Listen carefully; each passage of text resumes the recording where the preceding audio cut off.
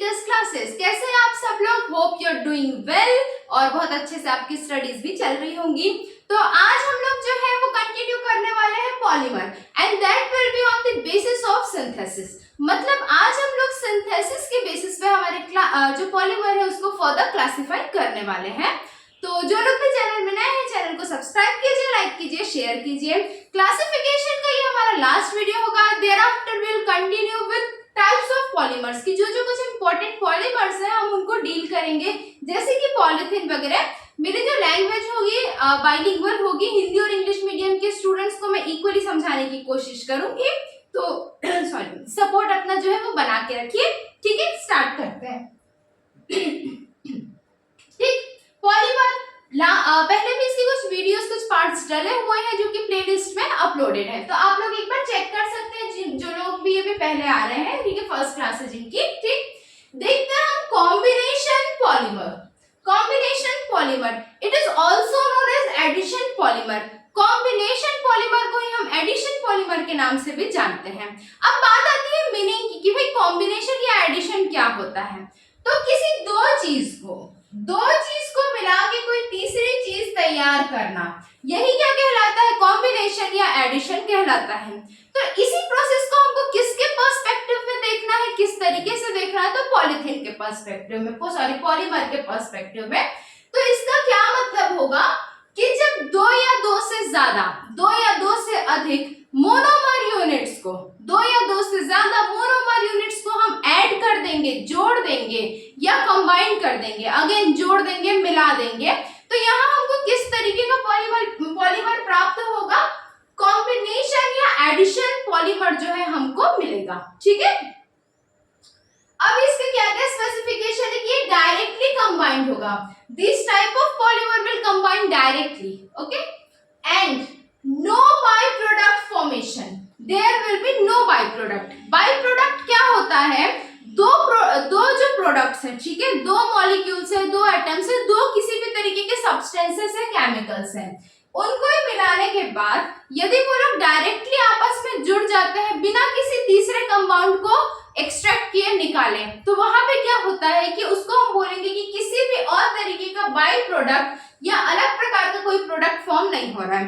जैसे इसका एग्जांपल मैं फोटोसिंथेसिस के थ्रू लेती हूँ। जब फोटोसिंथेसिस की प्रोसेस होती है तो वो भी एक सिंथेसिस प्रोसेस है, एडिशन प्रोसेस है, लेकिन हमको वहां पे एक बाय प्रोडक्ट मिलता है। क्या होता है फोटोसिंथेसिस का बाय प्रोडक्ट? ऑक्सीजन होता है। ठीक है, ये पूछा हुआ क्वेश्चन है, एसीएफ के एग्जाम में भी पूछा हुआ क्वेश्चन है। ठीक है, कि फोटोसिंथेसिस का बाय प्रोडक्ट क्या होता है? तो ऑक्सीजन होता है। तो ये क्या होगा? क्या वो डायरेक्ट एडिशन प्रोसेस होगा? नहीं होगा। ठीक है, तो जहां पर कोई भी बाय प्रोडक्ट फॉर्म नहीं हो रहा है उसको हम क्या बोलेंगे? एडिशन पॉलीमर या कॉम्बिनेशन पॉलीमर। ठीक है, अच्छा, अब इसमें और क्या होता है कि इसमें comparatively low melting and boiling point. Melting point क्या होगा? ये कैपेसिटी होती है किसी भी प्रोडक्ट के मेल्ट होने की, पिघलने की, जबकि बॉइलिंग पॉइंट क्या होता है? That is a capacity to boil something. किसी चीज के बॉयल होने की, उबलने की जो क्षमता होती है, जो कैपेसिटी होती है, उसको क्या बोलते हैं? बॉइलिंग पॉइंट बोलते हैं। ठीक है, तो इसमें क्या होगा? Melting point and boiling point comparatively क्या होगा? लो होगा, कम होगा। ठीक, अच्छा, तो हमने क्या क्या देखा इसके बारे में? पॉलीमर का पहला टाइप देख रहे हैं हम, किसके बेसिस पे? It is on a basis of synthesis. ठीक है, कॉम्बिनेशन और एडिशन पॉलीमर हम देख रहे हैं, डायरेक्टली ऐड होंगे, डायरेक्टली जुड़ते हैं, there will be no by product formation of by product नहीं होता है, किसी भी प्रकार का हमको जो है सह उत्पाद इसका नहीं मिलता है। ठीक है, सह उत्पाद इसका प्राप्त नहीं होता है। उसके अलावा इसके जो एग्जांपल्स हैं उन पे यदि मैं बात करूं तो ये टेफ्लॉन होते हैं, पॉलीथीन होते हैं, ब्यूना एस, इसके मेजर एग्जांपल्स है कॉम्बिनेशन या एडिशन पॉलीमर के। ठीक है, अच्छा, इसमें क्या होगा? Low melting and boiling point होगा। ठीक, सेकंड जो हम सिंथेसिस के बेसिस पर क्लासिफिकेशन देखने वाले हैं that will be condensation polymer. क्या होगा? Condensation polymer. ठीक है, इससे पहले कंडेंसेशन पॉलीमर डील करने से पहले मैं कुछ कॉन्सेप्ट्स क्लियर करना चाहती हूँ। जैसे कि दो शब्द यूज होते हैं, दो वर्ड्स हमको यूज करने होते हैं। एक होता है होमोपॉलीमर, और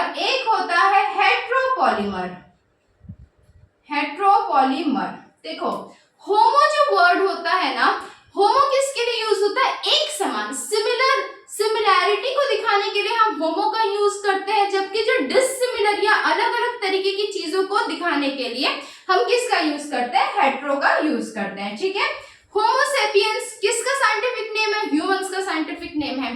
तो यहाँ पे होमो जो होता है वो किसके लिए होता है? सिमिलैरिटी के लिए। आप लोगों ने होमोजीनियस सॉल्यूशन पढ़ा होगा, मतलब ऐसा सॉल्यूशन जिसमें एक ही प्रकार का केमिकल यूज होता है, या हेट्रोजीनियस सॉल्यूशन भी पढ़ा होगा जिसमें दो अलग अलग तरीके के केमिकल्स का यूज करके वो सॉल्यूशन बनाया जाता है। ठीक है, तो ऐसे पॉलीमर्स जहां पे मोनोमर यूनिट जो होते हैं, उनकी जो इकाई होती है जिससे पॉलीमर्स बनते हैं, वो बिल्कुल एक ही प्रकार के मॉलिक्यूल होंगे, उनको हम क्या बोलेंगे? होमोपॉलीमर। जबकि अलग अलग तरीके के मोनोमर यूनिट्स मिलके यदि कोई पॉलीमर का फॉर्मेशन करते हैं तो उसको हम क्या बोलेंगे? हेट्रोपॉलीमर बोलते हैं। ठीक है, होमोपॉलीमर और हेट्रोपॉलीमर। यहाँ पर जो होता है कॉम्बिनेशन या एडिशन पॉलीमर में, यहाँ पर किस तरीके के पॉलीमर्स यूज आते हैं? तो होमो या हेट्रो, दोनों तरीके के पॉलीमर्स एडिशन पॉलीमर्स के अंदर काउंट हो सकते हैं। मतलब ऐड होने वाले पॉलीमर्स में होमोपॉलीमर्स भी हो सकते हैं और हेट्रोपॉलीमर्स भी हो सकते हैं, पर इसमें कंडीशन क्या होगा कि यहाँ पे किसी भी तरीके का बाय प्रोडक्ट फॉर्म नहीं होगा। पूछा हुआ क्वेश्चन है, it is a star mark. ठीक है, स्टार मार्क क्वेश्चन है, बिल्कुल पूछा हुआ क्वेश्चन है। ठीक, नेक्स्ट देखते हैं कंडेंसेशन पॉलीमर। क्या देख रहे हैं हम? Condensation polymer. यहां पर कैसा? अच्छा, ये जो हेट्रोपॉलीमर है इसको हम कोपॉलीमर भी बोलते हैं। क्या बोलते हैं? कोपॉलीमर भी बोलते हैं। तो ये जो कंडेंसेशन पॉलीमर है, यहाँ पे सिर्फ और सिर्फ कोपॉलीमर आएंगे। होमोपॉलीमर्स जो है वो कंडेंसेशन पॉलीमर्स फॉर्मेशन के लिए यूज नहीं आते हैं। अब पूछो क्यों नहीं आते हैं? भाई कंडेंसेशन पॉलीमर्स में क्या होगा? बाय प्रोडक्ट का फॉर्मेशन होता है, सह उत्पाद का जो फॉर्मेशन है वो होता है, और सेम टाइप के मॉलिक्यूल्स को यदि हम ऐड करें तो वहां से हमको कोई बाई प्रोडक्ट नहीं मिलता है। मतलब हम एक ही तरीके के मॉलिक्यूल्स को मिला के कोई पॉलीमर बनाए तो वहां हमको कोई भी बाई प्रोडक्ट फॉर्म नहीं होगा। तो हमारी जो कंडेंसेशन पॉलीमर की जो थ्योरी है वहां पे होमोपॉलीमर फिट नहीं आता, इसीलिए यहाँ पे सिर्फ और सिर्फ कोपॉलीमर्स का यूज किया जाता है। ठीक है, इनका melting point and boiling point will be very high. यहाँ पे जो कंडेंसेशन पॉलीमर्स होते हैं that will have very high melting and boiling point. इनके मेल्टिंग एंड बॉइलिंग पॉइंट जो होते हैं बहुत ज्यादा होते हैं, बॉइल करने में बहुत समय लगाते हैं क्योंकि इनके बॉइलिंग पॉइंट तक पहुंचना जो है टाइम लगता है, या मेल्ट होने में भी ये बहुत टाइम लगाते हैं। ठीक है, and there will be high force of attraction. इनके बीच की जो फोर्स ऑफ अट्रैक्शन है, इनके मॉलिक्यूल्स के बीच में जो बॉन्ड है वो बहुत ज्यादा क्या होगा? स्ट्रॉन्ग होगा। कैसा होगा? स्ट्रॉन्ग होगा, मजबूत होगा। इसी वजह से यहाँ पे क्या होंगे? फोर्स ऑफ अट्रैक्शन भी बहुत ज्यादा होगा। इसका एग्जाम्पल देखते हैं तो बहुत अच्छा एग्जाम्पल है बेकेलाइट। किससे बनता है? फिनॉल एंड फॉर्मल्डिहाइड को यदि हम मिला दें, ठीक है, फिनॉल या फॉर्मल्डिहाइड को यदि हम मिला दें तो हमको क्या मिलता है? बेकेलाइट मिलता है। Bakelite is an example of condensation polymer. Bakelite किसका उदाहरण है, किसका एग्जांपल है? तो कंडेंसेशन पॉलीमर का एग्जांपल है। ठीक है, अच्छा आगे आज हम स्टार्ट करने वाले हैं कुछ इंपॉर्टेंट पॉलीमर्स के बारे में। जैसे हमने आज की क्लास में हम पॉलीथीन के साथ डील करेंगे, उसके बाद फिर टेफ्लॉन देखेंगे, बेकेलाइट देखेंगे, ब्यूनाइन, इन सारे के सारे जो पॉलीमर्स हैं उनको एक एक करके पढ़ते हुए जाएंगे ताकि कोई भी क्वेश्चन हमसे स्किप ना हो। ठीक है, तो स्टार्ट करते हैं। पॉलीथीन, पॉलीथीन का जो मोनोमर यूनिट होता है वो क्या होता है? इथीन होता है। इथीन होता है, ये मैंने फर्स्ट क्लास में भी बताया था। ठीक है, इथीन कैसे होता है? इस तरीके से दिखता है। यहाँ पे क्या ले लिए? एन नंबर ऑफ, बहुत सारे, एन नंबर ऑफ मतलब बहुत सारे इथीन के मॉलिक्यूल्स ले लिए, उसको ऑक्सीजन के प्रेजेंस में हमने high temperature and pressure provide किया। क्या क्या? ऑक्सीजन की उपस्थिति में हमने बहुत ही उच्च ताप एवं दाब इसको प्रोवाइड किया था। ठीक, तो पॉलीथीन हमको मिला। क्या मिला भाई हमको? पॉलीथीन मिला। अब इस पॉलीथीन को देख के आपको क्या लगता है, क्या ये एडिशन पॉलीमर होगा या ये कंडेंसेशन पॉलीमर होगा? ठीक, तो ये जो पॉलीथीन है इसमें सेम मोनोमर यूनिट है, मतलब क्या होगा? होमो पॉलीमर है ये, ठीक है।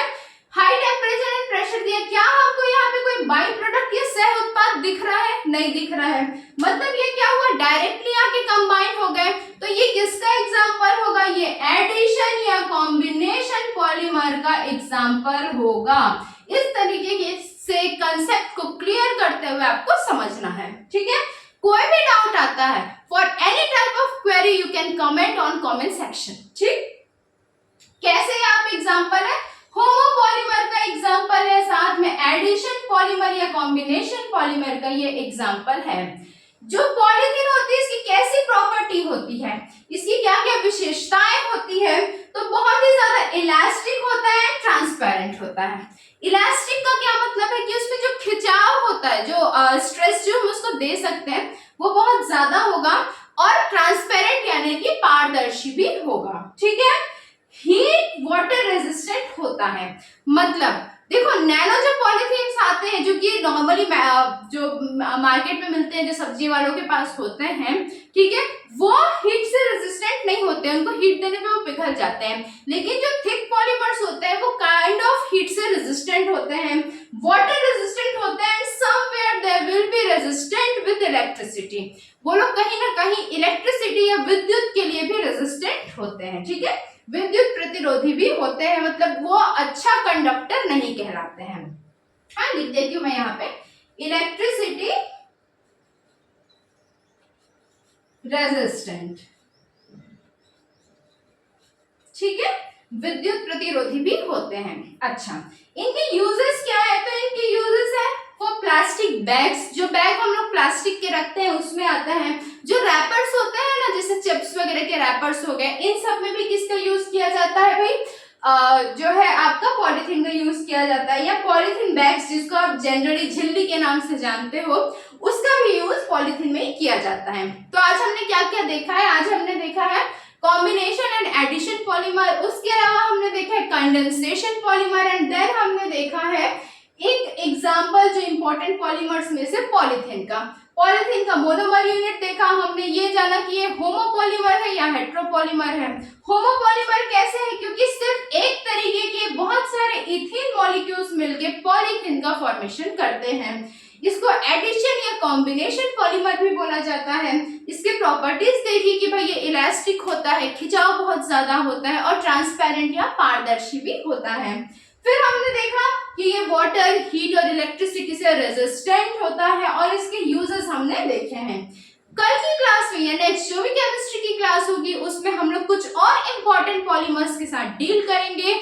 सो आप लोग अपना सपोर्ट बना के रखिए। For any type of query और question you can freely ask on comment section, ठीक है। सारे कमेंट्स के रिप्लाई मैं करती ही हूँ, ठीक है, जब भी मैं देखती हूँ मैं कमेंट्स की रिप्लाई करती हूँ। तो ठीक है, फिर चलो मिलते हैं अगली क्लास में, तब तक के लिए ओके बाय, टेक केयर। और हाँ भाई, सपोर्ट में कंजूसी नहीं चलेगी, बिल्कुल लाइक करें, सब्सक्राइब करें, शेयर करें, भाई मेरे लिए भी मोटिवेशन का काम करता है आप लोगों का सपोर्ट। तो ठीक है, चलो मिलते हैं, ओके बाय।